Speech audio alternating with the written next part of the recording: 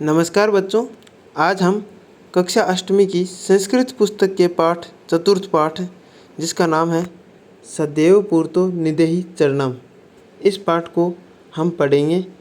इस पाठ में क्या वर्णन है ये भी देखेंगे। सबसे पहले जानने की कोशिश करते हैं कि इस पाठ का नाम है उसकी यानी उस पाठ का जो अर्थ है वो क्या है, नाम का अर्थ क्या है।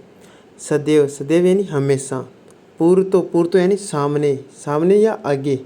निदेहि, निदेहि यानी रखने के अर्थ में, रखना। चरणम यानी चरण, कदम। तो इस लाइन का अर्थ ये हो जाएगा, इस पाठ के नाम का अर्थ हो जाएगा हमेशा आगे ही कदम रखने चाहिए। हमेशा अपने कदम आगे ही रखने चाहिए या हमेशा सामने ही अपने कदम रखने चाहिए। इस पाठ में देखते हैं ये किसका है।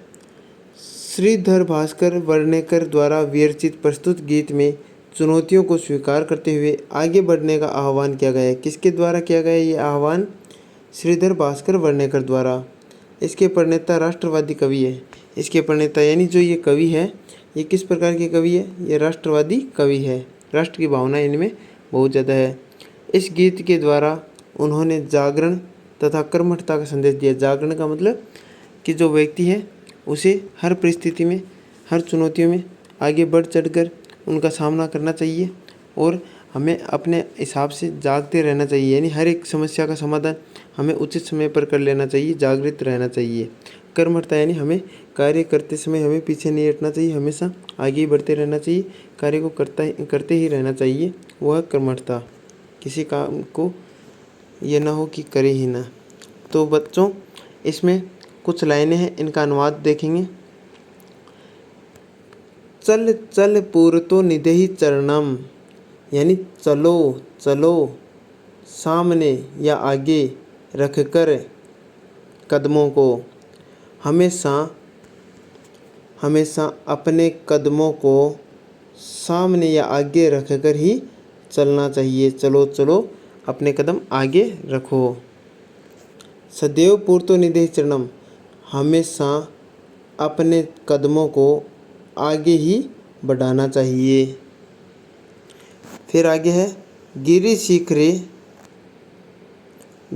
शिखरे ननु निज निकेतनम। गिरि शिखरे, गिरि यानी पर्वत, शिखरे यानी चोटी, पर्वत की चोटी पर। ननु यानी निश्चित ही, निज यानी स्वयं का, निकेतन यानी घर है। पर्वत के चोटी पर निश्चित ही खुद का घर होगा। यानी पर्वत की चोटी पर निश्चित ही खुद का घर है। विना एव यानम नग आरोहणम। विना, विना यानी बिना, एव यानी ही, यानम यानी यान। यान के अर्थ में आप ऐसे समझ सकते हो कोई साधन, जिस साधन के माध्यम से हम एक स्थान से दूसरे स्थान पर पहुंच सके, वो यान के रूप में कह सकते हैं। नग यानी पर्वत, आरोहणम यानी चढ़ाई। तो क्या कहा इसमें कि बिना किसी साधन के ही पर्वत पे चढ़ाई करनी होती है। तो इस लाइन का ये अर्थ हो जाएगा, पर्वत की चोटी पर निश्चित ही उसका खुद का घर होगा, जिस पर बिना किसी साधन के, बिना किसी यान के पर्वत पर चढ़ना होता है। बलम स्वकीयम भवति साधनम। बलम यानी बल, ताकत। स्वकीयम यानी खुद की, खुद का। भवति यानी होता है, साधन यानी साधन। तो इसका अर्थ है बल ही अपना खुद का साधन होता है। सदैव पूर्तो निदेहि चरणम, हमेशा अपने कदमों को आगे ही रखना चाहिए। इस लाइन का अर्थ ही हो जाएगा, शुरू से बोल रहा हूँ।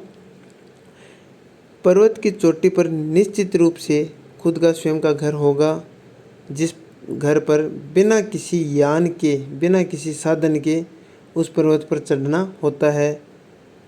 हमेशा खुद का बल ही अपना खुद का साधन होता है, इसलिए हमेशा अपने कदमों को सामने ही रखना चाहिए, आगे ही रखना चाहिए।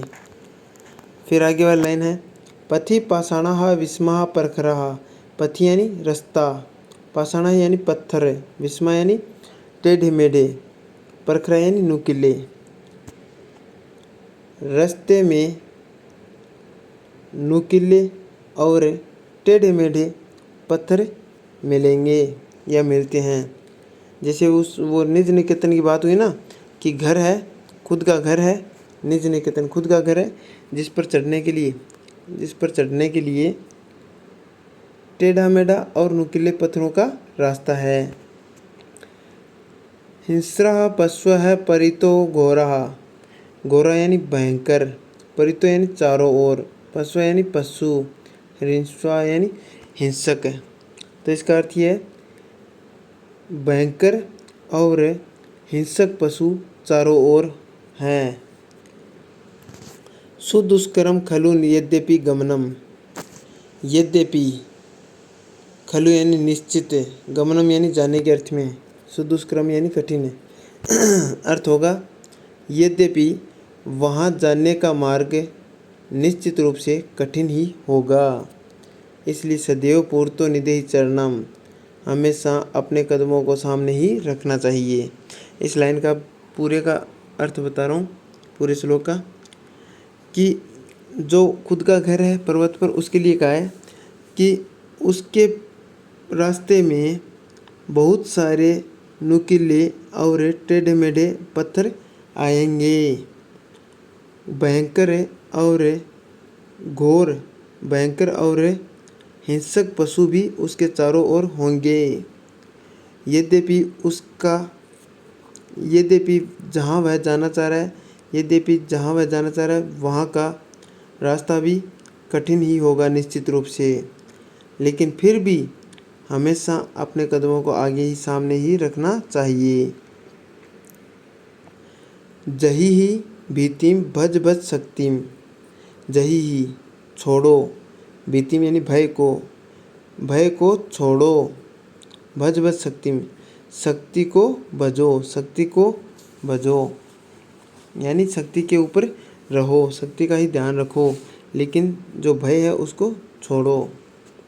विदेही यानी रखकर, राष्ट्र यानी राष्ट्र में, तथा यानी वैसे, अनुरिक्तम यानी स्नेह, हमेशा स्नेह भाव है वो राष्ट्र में रखना चाहिए, यानी अपना जो स्नेह है वो राष्ट्र के प्रति होना चाहिए, राष्ट्र में हमेशा अपना स्नेह रखना चाहिए। कुरु कुरु सततम ध्येय स्मरणम, कुरु कुरु करो निरंतर, ध्येय यानी लक्ष्य, स्मरणम यानी याद।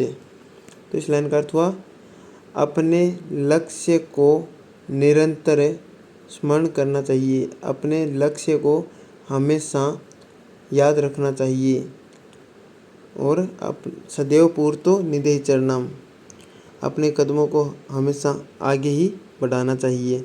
पूरा बोल रहा हूँ इस लाइन का अर्थ, कि भय को छोड़ो और अपनी शक्ति को पहचानो, अपनी शक्ति का भजन करो, अपनी शक्ति को भजो, और राष्ट्र में स्नेह भाव रखो, और हमेशा निरंतर अपने लक्ष्य का स्मरण करो, और अपने आप को हमेशा अपने कदमों को आगे ही बढ़ाओ।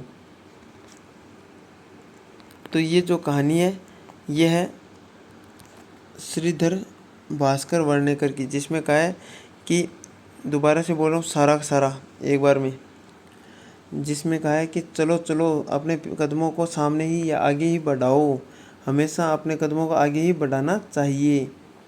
पर्वत की चोटी पर जिसका खुद का घर है, निश्चित रूप से वह बिना यान के ही पर्वत पर चढ़ाई करता है, और वह अपने बल को ही अपना साधन समझता है, इसलिए हमेशा खुद को ही आगे बढ़ाना चाहिए। उसको रास्ते में विषम प्रकार के टेढ़े मेढ़े नुकीले पत्थर मिलते हैं, उसके चारों ओर भयंकर घोर हिंसक पशु रहते हैं, और उसका रास्ता भी, जहाँ वह जाना चाह रहा है वह रास्ता भी वह बड़ा कठिन है, लेकिन फिर भी वह आगे ही बढ़ेगा, यानी उसे आगे ही बढ़ना चाहिए।